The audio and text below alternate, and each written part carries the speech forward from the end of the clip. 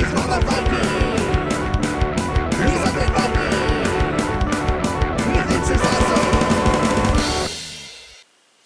everybody, it's me, Undead Viking. I just want to take some time out of your day to talk to you about a game that I played a ton of over Tabletop Day, and this was The King's Men. The King's Men was a game that was sent to me that is actually on Kickstarter right now, and I was able to show it off to a lot of people, and I know, and a lot of us had heck of a lot of fun with it. The King's Men is a dice-based card collection game, would probably be the best way to describe it.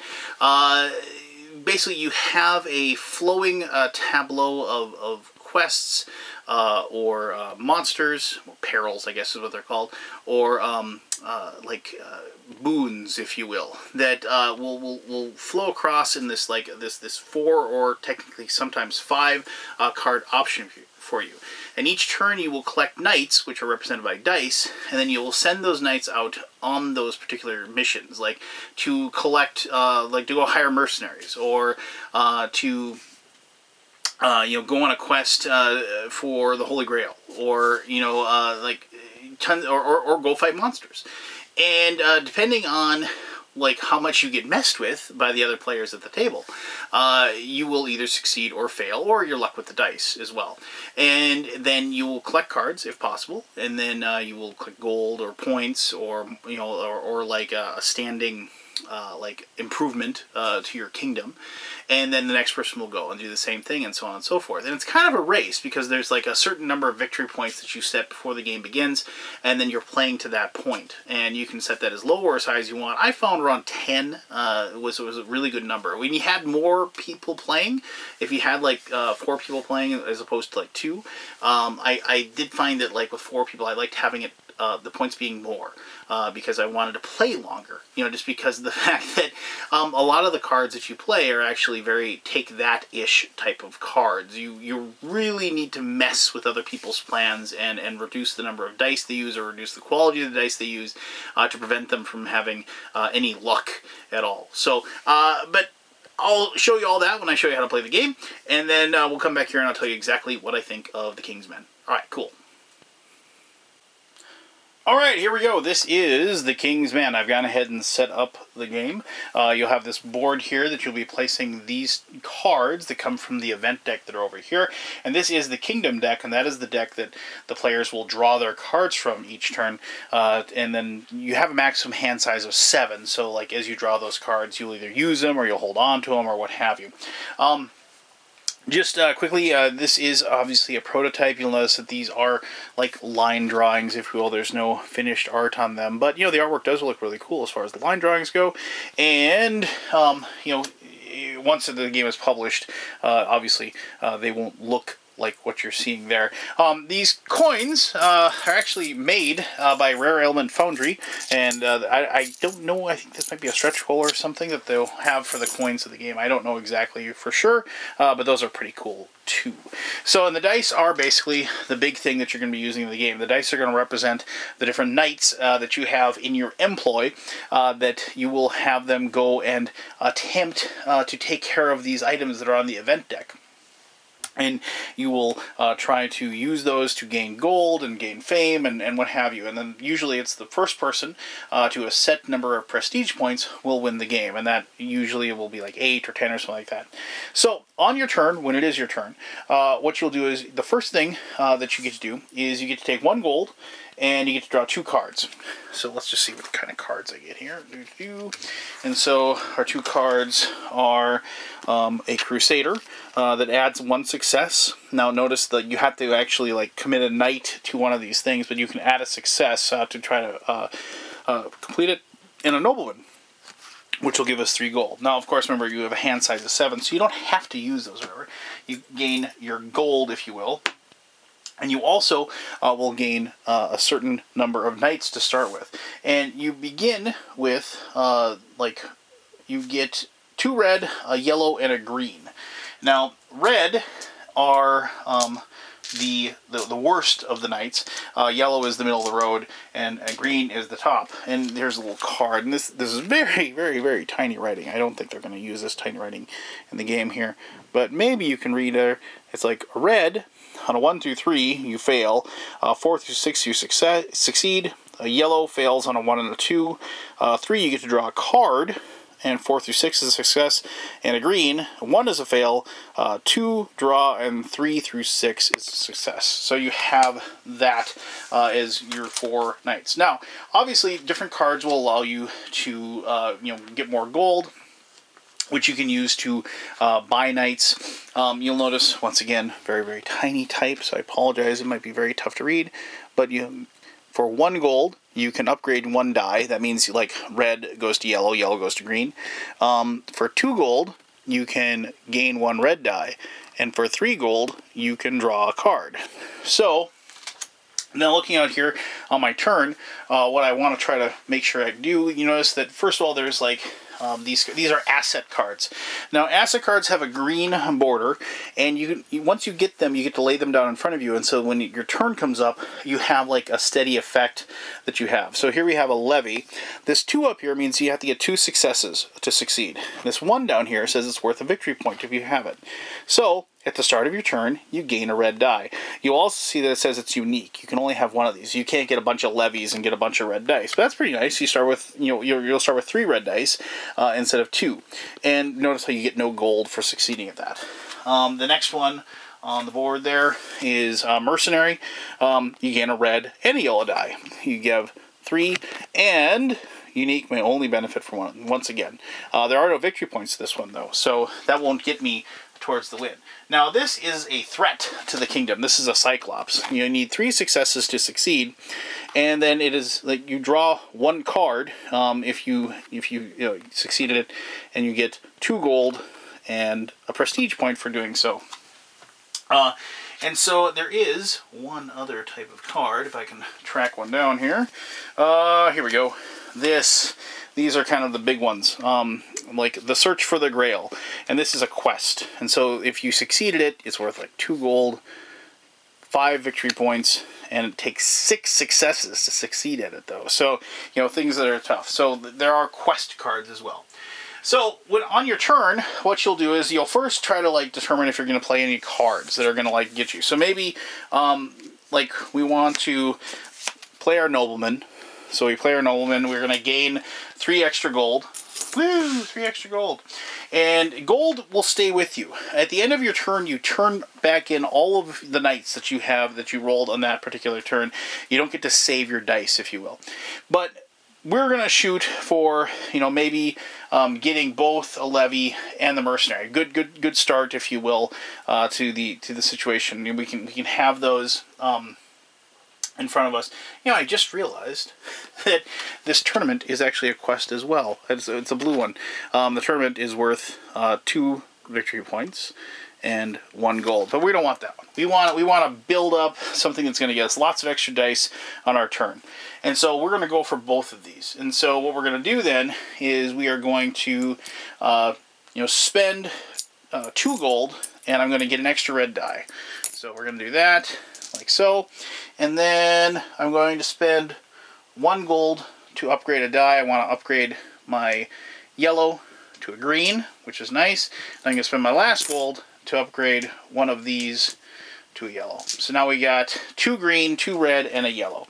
So what happens when you decide what you're going to do is you will take, we need at least 2 successes at the levy, and we need at least 3 at the mercenary. Well, I really want to get that mercenary. And you'll notice that I have like one of these crusaders, so I get to add a success. I can keep that to myself and plan. So what I'm going to do is I'm going to actually go, I need 3 successes, and I'm going to kind of go all in for the mercenaries. I'm going to put my 2 green dice and my 1 red die there, and I'm going to hope I roll well. So now what happens is that other players might have cards that they can play. I'm going to maybe dig for one here, but they can play cards that will change certain things. So maybe, and I'll find one here, like they're going to hold on to something like this, like a plague. We'll subtract 2 successes if it works. Or maybe they're going to, play a squire before I'm going to lose a die, if you will. Notice how he's a bad squire. He's holding on to that. There's also cards that you can use that will subtract successes. Like, we already did that one with the plague, but that's subtract 1 success. So maybe we're going to, I apologize for 1 second here.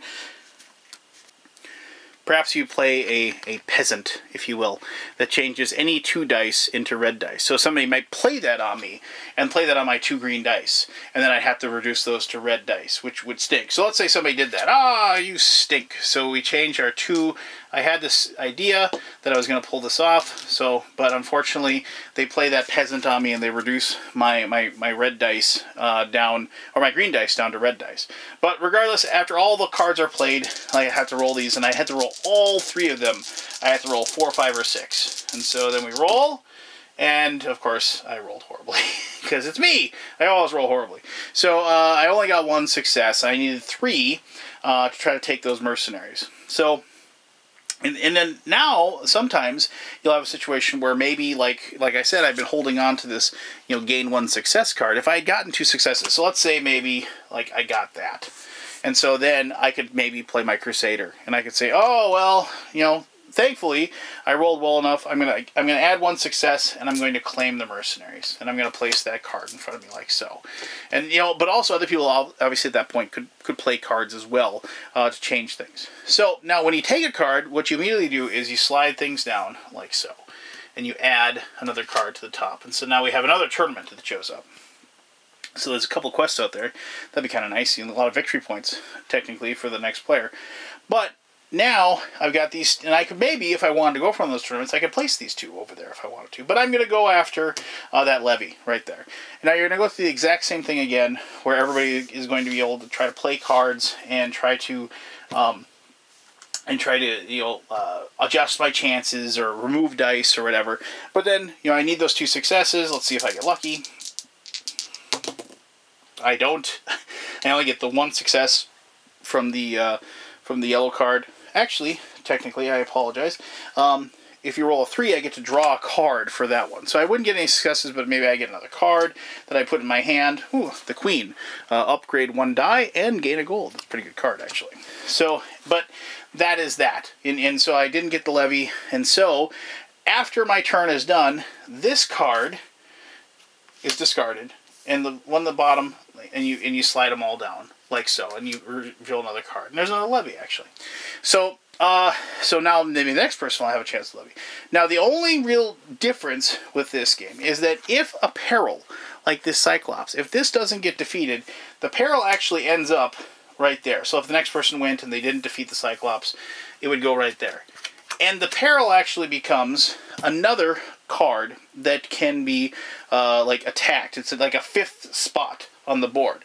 The reason why that's important is if you actually get like another peril that shows up, like say like this Minotaur, and if this other peril actually makes it all the way down, I had that upside down, apologize, it gets and lands on there. If the second peril manages to land on top of the deck, the game is over, and the kingdom is thought to be overrun by monsters, and nobody wins the game at that point. Now, I've never had that happen. I played this game a lot, actually, over Tabletop Day, and we never had that happen, but it came close a couple of times, and it was kind of interesting. It was kind of funny for us to see the person that was in the lead,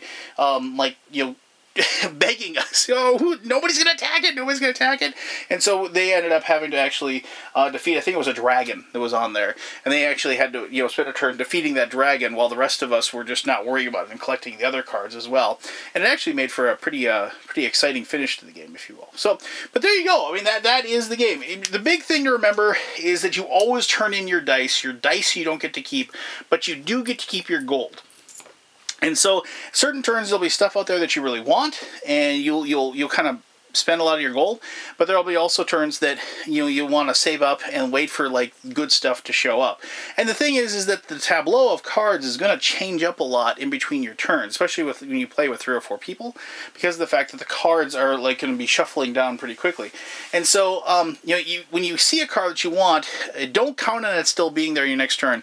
Make sure you grab it when you get the chance. But there you go. That's how you play the King's Men. It's a heck of a lot of fun. Well, it's got dice and it's got a fantasy theme. I knew I was going to like it, but regardless, let me tell you more about the game in my conclusion right now. Alright, thank you very much for sitting through the gameplay portion of this video for the King's Men. As I did say, the artwork for mostly of the event deck, admittedly, was mostly line art you know, had no like the color that wasn't there, and I do apologize for that. But this is the prototype that I have. But obviously, like the art that I showed you for the Kingdom deck is pretty much like all done, and the art, and it's really well done. I don't know who did the art for this, but it really shows off the fantasy theme, in my opinion. As I said, I've played the game quite a bit over Tabletop Day, and I know for a fact, like a lot of people, like were backing the game immediately on their phones. We had a lot of fun with it, and I think the fun that I had, the most fun, is like because I enjoy a fantasy theme. Because, you know, I am a D&D person at heart. But I really, I just really like games with dice. I really like the chance. I mean, there's something to be said for Euros, which I really enjoy as well. But even when I've got like that 1 in 60 chance of pulling off the win or something like that, I want that chance. I want that ability to like roll my dice and somehow pull off a win. Like if I have, like in this game, like I need 4 successes and I got 4 red dice and I need to get you know, a 4, 5, or 6 on 4 of them. I want that chance in my hand and not just taking away like, oh, I can't do it. And this game appeals to that. It is a highly interactive game, which I enjoy. This is a game of cursing and oaths of vengeance taken for the players against you that are playing those cards to mess with you. This is those games that you play where, like, when somebody is doing something and like you can't stop them, you're appealing to the other people that are playing. It's like, can't you do anything? Play a card, screw them up, do something. And they're like, oh, you know, they're trying to hold on to something they want to maybe use later. And you're like, come on, just use it. And nothing infuriates you more when that person like holds on to it and then like that person ends up winning, you know, next turn. It was like, why did you play that card? You know, but yeah, that's the animation of the game. That's the story or the experience that it gives me. And these are the types of games that I enjoy a ton, even if I don't win. But when you do win, it's like a moment where you're like, yeah, you know, because of the fact that like, you know, even though everybody else at the table was trying everything they possibly could do to screw you over, you still managed to grasp the golden chalice by your fingertips and pull it to you and claim victory.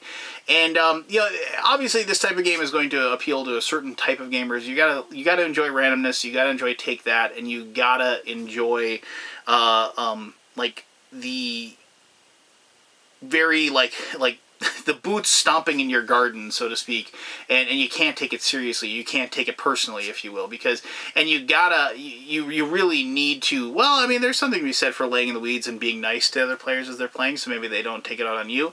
But you really need to like have a kind of a no holds barred mentality as well when it comes to the people that are sitting at the table with you. But for all those reasons and a heck of a lot more, I can't recommend the Kingsmen enough because, and like I said, if you enjoy this type of game, you know who you are, and this is that type of game, if you will. So, thank you, as always, for watching this video. I encourage you to go ahead and check out the Kingsmen on Kickstarter and see what their read the rules for the game yourself, and check out the artwork and what they've been doing. And if you have any questions about the game, I'd be happy to answer those to the best of my ability. So this is me, Undead Viking, telling you, until next time, have one heck of an awesome day. All right, bye-bye.